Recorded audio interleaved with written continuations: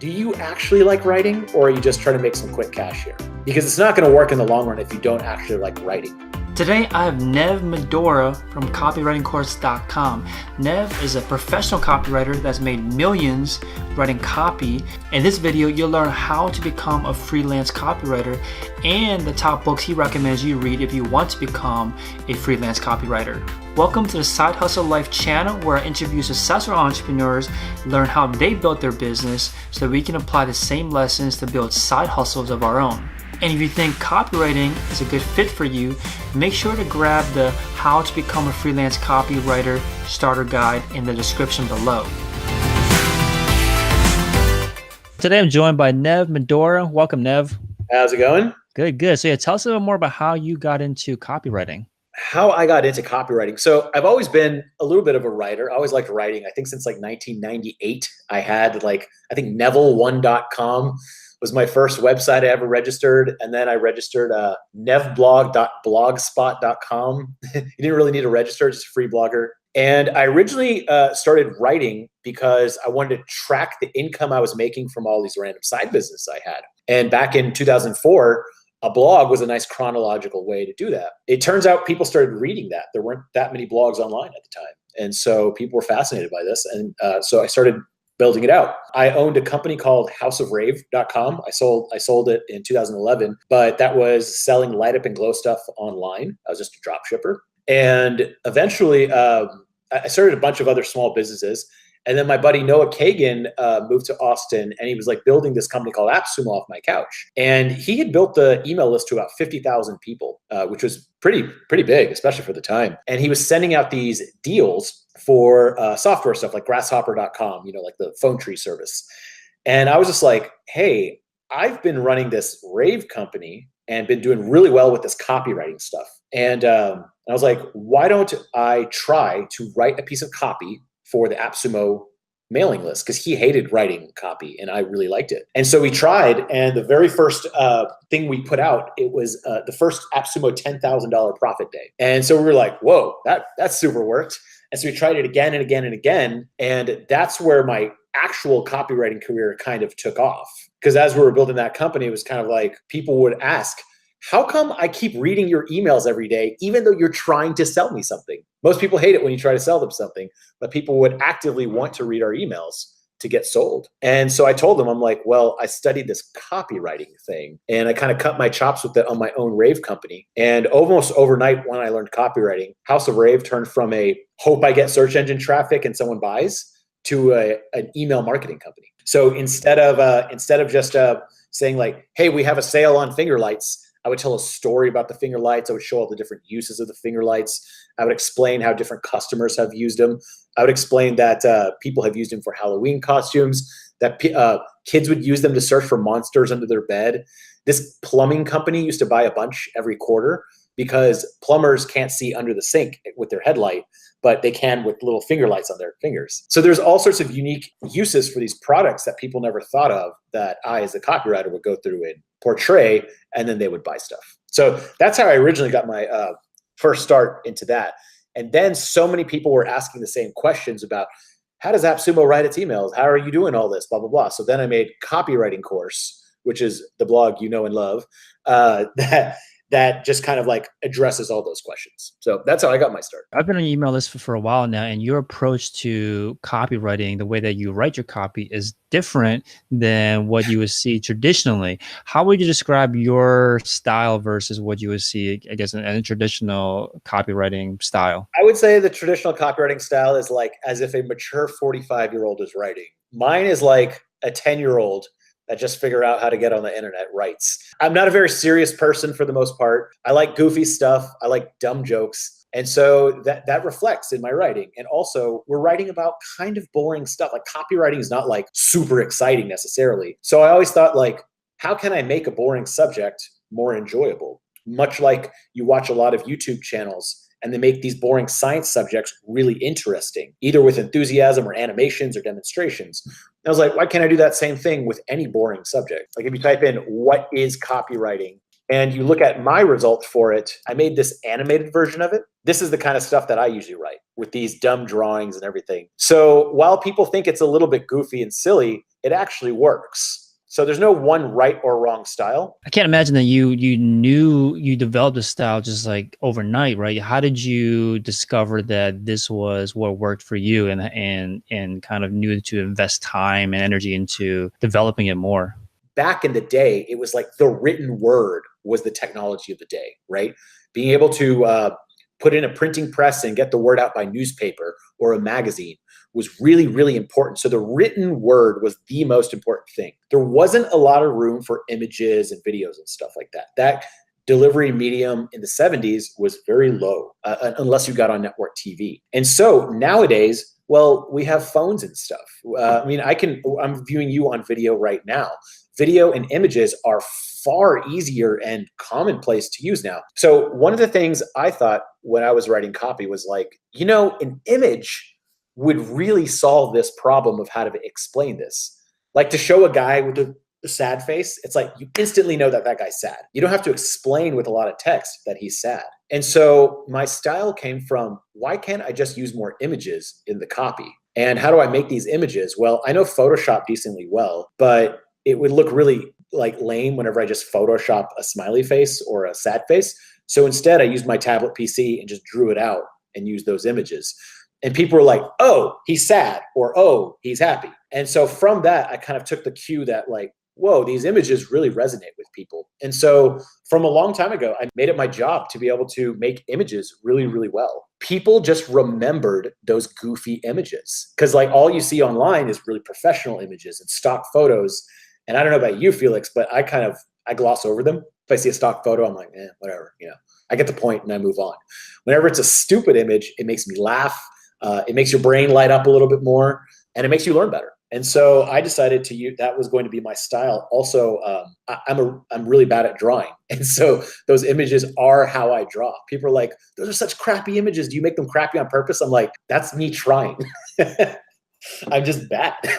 That's funny. So did you go from, so you have this e-commerce website, you worked with Noah Kagan over at AppSumo. Did you have other clients at this time, or do you still have clients today? Like, how do you earn money through copywriting? You have your course, of course, but do you have other ways of earning money through copywriting previously, like through client work? Yeah. So it's kind of funny. Some copywriters will actively brag that they don't take clients and they just teach. And I'm just like, well, if you don't take clients, then you're useless. Like you're not keeping up to date with what works right now because things change very quickly in the online world. And so, yeah, I actually I can show you how I do it. It's a really simple system. Like my approach to consulting is pretty damn simple. So on copywritingcourse.com at the bottom over here, I write office hours are $497, one session is $597, 4 sessions $1,800, 8 sessions $2,400, and those prices have stayed the same for a little while.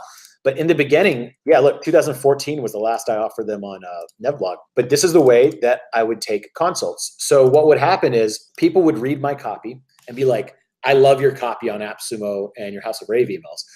Can you do the same thing for my company? And I'd say, yes, but I'm going to charge you because I have to show up and help you and everything. And so I made a page like this, I think in 2011 or 12, and I would just manually update these times. Like I would do like 2018, whatever, whatever the thing is. And then I would put PayPal buttons under them and people would buy these slots and then I would meet them and that's how we would do it. And then eventually it turned into this, where it's just an Infusionsoft order form, add a video, and then you buy. And so for consults, yeah, every Tuesday and Thursday, I do consults most of the day. And I meet with people just like this, face to face, and we write their copy on the spot. And it's extremely helpful. And I started out at $80 an hour, and now it's up to about $597 an hour. So, and it just slowly went up $20, $50 at a time. The way you run your life is that you don't want to overcomplicate things. You want to get right to the point with the images for your copy. When you write your copy, you don't have some crazy calendar set up where you have people signing up. You tell them the price up front. Based on what you've seen from other copywriters, what are some other things that you find that people overcomplicate that might cause them to stall out during this journey of trying to do I think that kind of like that scarcity mindset where they don't want to reveal their price and stuff like that. It's like, look, when you and I buy stuff, we want to know the goddamn price, right? Like everyone wants to know the price. The freelancers I always hire, they have their price right there. It's not some like cat and mouse game where you have to bargain every time. If it goes beyond a certain price, like if I charge $5,000 for 1 hour, you generally don't get a lot of hits on it. You might get one every once in a while. So I found my little homeostasis of where people actually buy, but not enough to where I'm doing these like all day, every day. I've also tried the other ways. Don't get me wrong. I will try every method. So I have tried hiding my prices. And one of the most common things I got whenever people would actually find out that I did consults is they were like, I've been following you for 4 years. I had no idea you did consults. The only way they used to know was, I'll show you this. This page has probably brought in, $1 million plus. And this is the whole page. Copywritingcourse.com is a secret. So this is a hand-coded HTML page, as you can see. And it just says, did you know Neville takes on 4 different private consulting clients? I just made that up one day. I don't know why it says 4. I don't even think that's true. And this was the whole thing. This was the page that for years that people would buy. So they would email me at my email address and say, hey, do you do consulting? I would send them this page and they would book a session. And it was literally just a PayPal button. Now they're Infusionsoft buttons, but it was just PayPal buttons. And that's how the consulting worked. Now I'm just super open about it. And I got to say, being more open about it has been better, actually. Because people know that I do consulting now. Let's say it's not the time for you to buy consulting, but you're going to get a project going in a month. And then you can think, oh, I'm going to hire Neville for just looking at it real quick. Your approach to getting these clients, it seems like people are coming across your blog, coming across your site and finding out about your copy and then eventually, purchasing from you when they can think of the time where they need some consulting help. What other ways do you think that someone that has zero portfolio, has no kind of credentials at all, how can they start building that kind of credibility? So a lot of people are like, oh, how do I do consulting if I have no experience? It's like, okay, are you going to hire a software developer with zero experience that doesn't even know what HTML is? Of course not. You're asking if you want to become a copywriter, right? How to start building up your business. And you must think about it as a business. So there's a couple things over here that I would recommend. One, I actually just put out a post about this, so it's fresh on my mind. But this is the biggest mistake people do. They don't have a command center, right? So a lot of times if someone's searching for a job, they'll make a doc that looks something like this, right? All the different jobs, places that they've looked, contact information. So the first thing I would say, you make a copywriting command center. And it doesn't have to look like this. It doesn't have to be pretty. Or you can just go to this post and just copy this one for free and make it your own. But you have to make a list of places that you're going to join. So here's like a list of places I have. For example, this group is called the Cult of Copy on Facebook. It's a group I'm part of. And it's all these copywriters that talk about stuff. Sometimes the posts suck. Sometimes they're great. Sometimes they're okay. And so, there's me posting in it. Yeah. So I would highly suggest making a command center and joining a bunch of groups. The other thing is like keeping a list of places that do gigs. So for example, Upwork, they do all these copywriting gigs. Fiverr has copywriting gigs. There's a bunch of job boards. So I would first suggest signing up for all those. The next thing I would do is I would recommend that people start actually writing.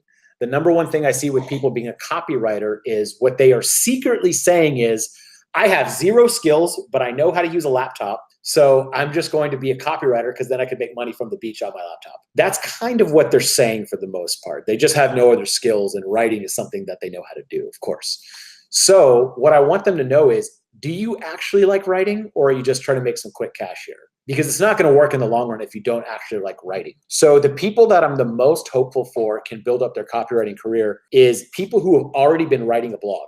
Even if it's a personal blog and every day they've been writing it, or at least every week or so. So I had been writing on Nevblog and Neville1.com, my first website, for years before I made a penny online. So I clearly already enjoyed writing. I would have done it for free. And so that's one of the main things. If you're going to start wanting to become a copywriter at some point, you need to start writing anything at all. And the best way to do that is start a blogger.com blog or a wordpress.com blog. And just start writing. It could be under your own name, but you just need to start writing to start developing your portfolio. The other thing I would suggest is making a portfolio in Google Docs. And I'll show you my basic portfolio I have. And a copywriting portfolio could just be a shared doc that has examples of what you've done. what I can do for you, some testimonials about your work, maybe you don't have any yet, and then where you've been featured. So these are all the places I've been featured, some examples of all my work. You need to start keeping a list of all these things. So features, articles, I mentioned, I just start adding them over here, over time. So making a copywriting portfolio is also very helpful, and you can make it from a simple Google Doc. And you're sending this to potential clients, or how do you use it? Not really, because generally in my experience, a lot of places will be like, you need to build a portfolio and send it to people. In my experience, that's not how it works at all. I feel like I've been around the block a couple times over here, and generally they will find you from either a group or a recommendation. Just like jobs, most people are recommended to their jobs. They don't just submit an application online and get hired. It's very rare that that happens. 80% of the time it's some sort of recommendation. So what I suggest to people for their very first copywriting gig is to actually go out and I put out some free templates like this. Sorry, I keep referencing my site, but this is, it's what I do. So a quick way to get $100 for people, right? And one of the fastest ways I've seen is doing WordPress consulting, honestly, just setting up WordPress sites. So if you're to go to this, thing, copy this, then go to your Facebook page and post this on your site, that is the fastest way to get a copywriting gig. Now, obviously, make this copywriting instead of WordPress. I think that's actually somewhere on here. And post that. You'll do 3 emails for someone for $100 or anything for $100. And the reason I say $100 is generally the contract is never just for $100. People say, hey, I want those 3 emails you're offering for $100, but can you also edit my sales page? And they'll pay more for that. So, and then I also don't want people to do it for free, because if you do it for free, people make you write dumb stuff. They don't take it seriously. Don't work for free unless it's for some sort of like internet celebrity or something like that. Don't, some really high profile person, yes, do it free.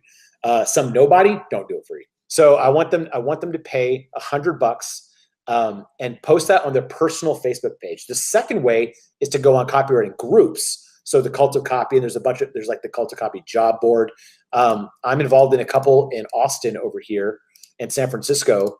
There's one called like Austin Startups. There's one called Austin Freelance Gigs. So there's all these people that, look, graphic design student intern for tomorrow, blah, blah, blah, all sorts of stuff, right? So there's all these gigs that pop up over here. So the number 2 way is that. And then the next way, number 3, is Craigslist. Craigslist is still huge. Don't believe the hype that Craigslist is dead. It is still gigantic.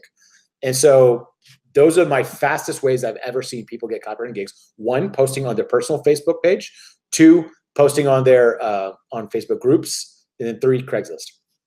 Yeah. So for the second and third one, where you're in groups or on Craigslist, what recommendations do you have for standing out? You don't necessarily need to stand out. That's the crazy part. You don't need to be wacky and crazy. You just need to say, hey, I've been writing on my own personal blog. I'm starting to build my portfolio, and I would love to write for you. I only ask that I charge at least $100 for the project. And you'd be surprised how many people get gigs out of that. So you mentioned that just start writing. So to begin with, to make sure you have some kind of blog, just to get going. And now that transition from just writing content over into copywriting, what is the ingredient, or what are the ingredients that you have to add into your skill set or add into the way you write to make that transition? So you have to then, if you want to move into copywriting, start reading copywriting books and copywriting content, right?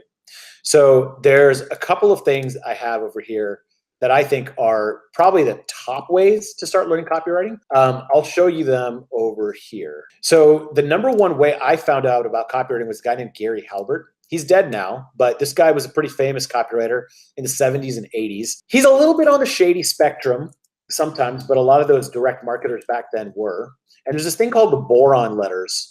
And they put it in an Amazon book, but you can actually type in the boron letters for free on Google, and it's there.